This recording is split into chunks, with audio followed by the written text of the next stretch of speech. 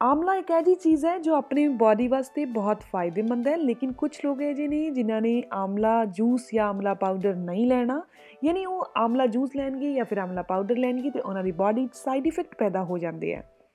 तो कुछ लोग है जिन्हें जिन्होंने ध्यान रख के ही आंवला खाना है। तो इन्हों दोनों तरीक़ों के लोगों बारे आप इस वीडियो च गल करते हैं। Hello friends, welcome to my YouTube channel. मैं हूँ दिव्या शर्मा। हुण आपां गल करते हैं आंवले के बारे। सब तो फर्स्ट मैं उन्होंने लोगों बारे गल करती हाँ जिन्होंने बिल्कुल भी आंवला नहीं खाना। आंवला बहुत ज़्यादा मात्रा खाण नाल ते बहुत लंबे टाइम तक खाण नाल बॉडी दे विच पोटेशियम घट जाता है ते दिल की जिहड़ी धड़कन होंदी है वो असमान्य हो जाती है। इस करके इस चीज़ का ज़रूर ध्यान रखा जी। ज़्यादा लंबे टाइम तक आंवला खाण नाल ते ज़्यादा मात्रा च आंवला खाण नाल अपनी बॉडी दे विच दस्त की प्रॉब्लम हो सकती है। जिन्हां दी बॉडी भी एसिडिक हैगी है, यानी कि एसिड पैदा करती है, तेजाब पैदा करती है, उन्हां वास्ते सीधा आंवला खाना यानी कि आंवला कच्चा खाना हानिकारक है।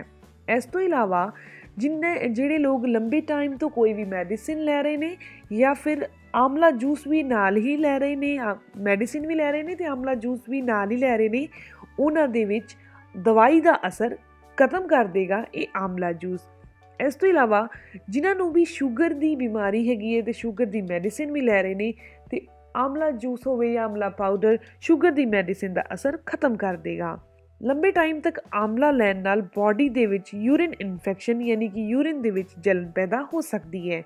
हुण आपां गल करते हैं उन्हां लोगों बारे जिन्होंने सावधान होकर इसनूं खाना है। जिन्होंने बहुत ज़्यादा सर्दी लगती है या फिर सर्दी बहुत जल्दी लग जाती है, उन्होंने इस दे विच शहद या काली मिर्च मिक्स करके ही लेना है। जिहड़े लोगों की स्किन ऑलरेडी ड्राई हैगी है उन्होंने आंवला खान लग्या बहुत सारा जिस दिन आंवला खा रहे हैं उस दिन पानी जरूर पीन।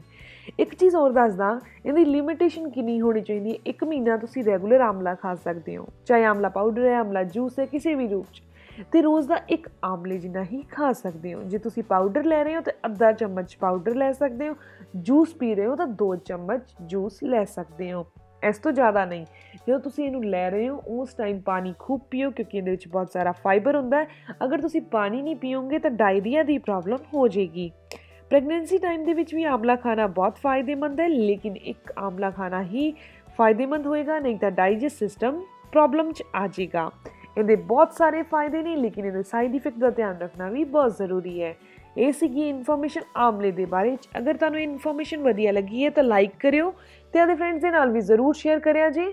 हाले तुसीं मेरे चैनल को सबसक्राइब नहीं किया तो सबसक्राइब कर लो ताकि मेरी आने वाली वीडियोज़ की इन्फॉर्मेशन उहदे अपडेट्स भी तुहानूं मिलते रहन।